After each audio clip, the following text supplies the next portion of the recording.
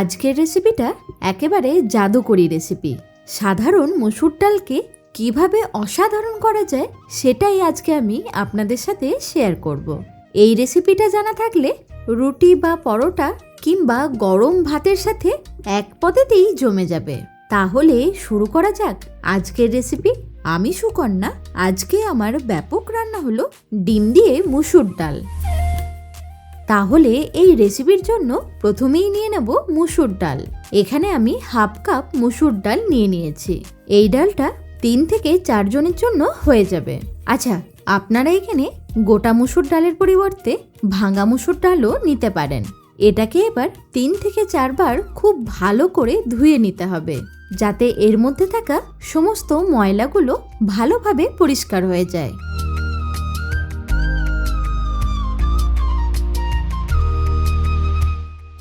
ভালো করে ধোয়ার পর জলটা একদম এইরকম পরিষ্কার হয়ে যাবে। এবার এটাকে কিছুক্ষণ ভিজিয়ে রাখবো, তাহলে ডালটা অনেকটা নরম হয়ে যাবে আর তাড়াতাড়ি সেদ্ধও হয়ে যাবে। 10 মিনিটের মতো ডালটা ভিজিয়ে রাখার পর দেখুন এটা কতটা ফুলে গেছে।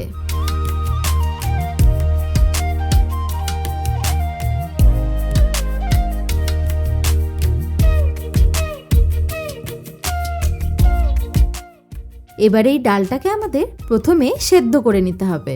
তবে এটাকে কড়াইয়ে সেদ্ধ করে নিচ্ছি, তাহলে খুব বেশি গলেও যাবে না আর খেতেও খুব সুন্দর লাগবে। ডালটা দেওয়ার পর এতে প্রায় 1 লিটারের মতো জল দিয়ে দেব। এরই সাথে দিয়ে দেব 1 চা চামচ নুন। ডাল যদি কিছুক্ষণ এইভাবে ভিজিয়ে রেখে সেদ্ধ করে নেওয়া হয় তাহলে একেবারে অল্প সময়ের মধ্যেই সেদ্ধ হয়ে যায়। আলাদা করে আর প্রেসার কুকারের দরকার পড়ে না। এইটা এবার ভালোভাবে ফুটে গেলে এর মধ্যে থেকে এই ফেনাটাকে ফেলে দিতে হবে। এটা হচ্ছে ডালের ময়লা বা ইমপিউরিটিস। এটাকে এইভাবে হালকা করে তুলে ফেলে দেব।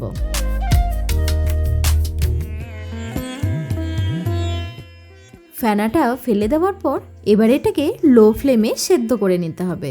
এইটাই দিকে সেদ্ধ হোক আর এইদিকে আমি 5টা হার্ড বয়েল ডিম নিয়ে নিয়েছি। এই ডিমগুলোকে ছুরি দিয়ে একটু রিং করে কেটে নেব। আমি এইভাবে রিং করে কেটে নিচ্ছি, তবে আপনারা চাইলে হাফ করেও কেটে নিতে পারেন।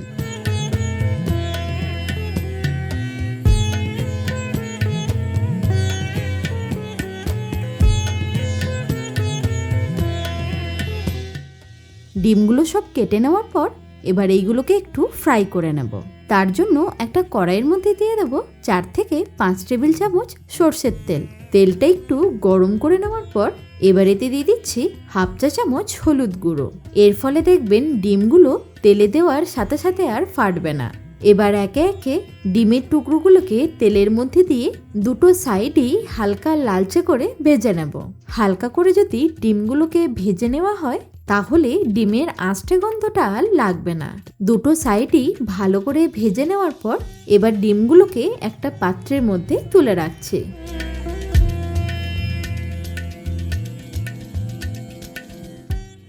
এরপর এই তেলেতেই কয়েকটা ফোড়ন দিয়ে দেব। প্রথমেই দিয়ে দিচ্ছি 3টে ছোট এলাচ, তার সাথে 2টো শুকনো লঙ্কাকে ফাটিয়ে দিয়ে দেব।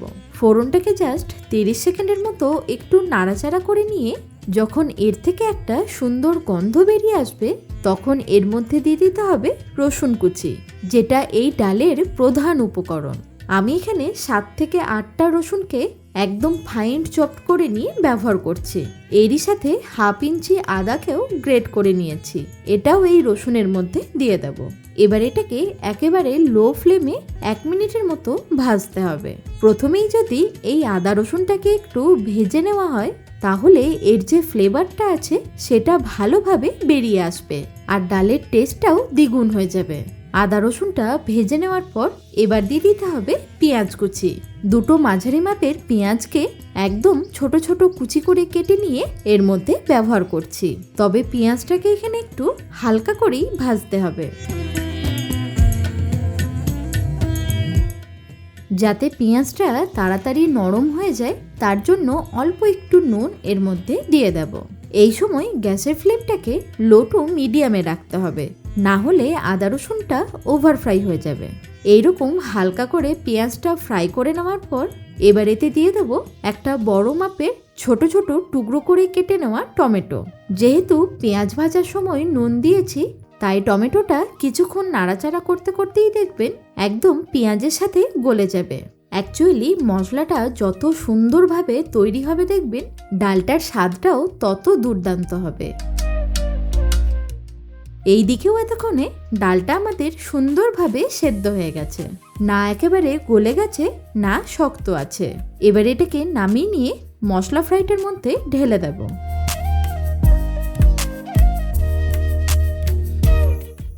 তবে রান্নাটা এখানেই শেষ নয়, ডালটা মশলার সাথে মিশিয়ে নিয়ে ভালো করে ফোটাতে হবে।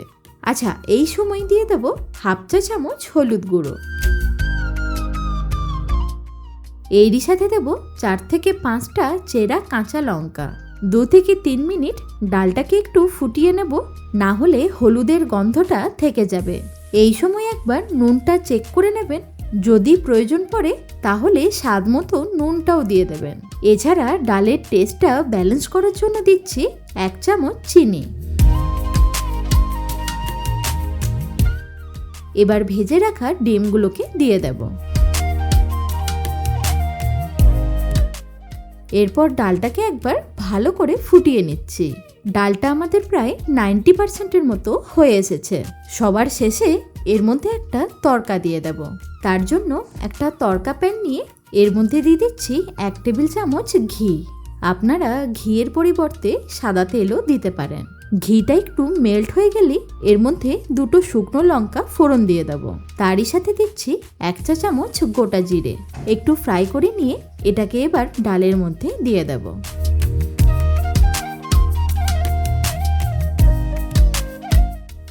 একদম লাস্টে দিচ্ছি 1/4 চা চামচ গরম মশলার গুঁড়ো। ভালো করে একবার মিক্স করে নিলেই রেডি হয়ে যাবে আমাদের ডিম দিয়ে মসুর ডাল ফ্রাই। চাইলে আপনারা ডালটা আরও একটু ঘনও করে নিতে পারেন। এটাকে এবার ভাতের সাথে পরিবেশন করে নেব। এইভাবে যদি ডাল ফ্রাই না বানিয়ে থাকেন তবে আজই একবার বানিয়ে দেখুন, আর আমাকে অবশ্যই জানাতে ভুলবেন না কেমন হয়েছে। তাছাড়া আর কি কি ধরনের ডাল রেসিপি দেখতে চান সেটাও জানাবেন।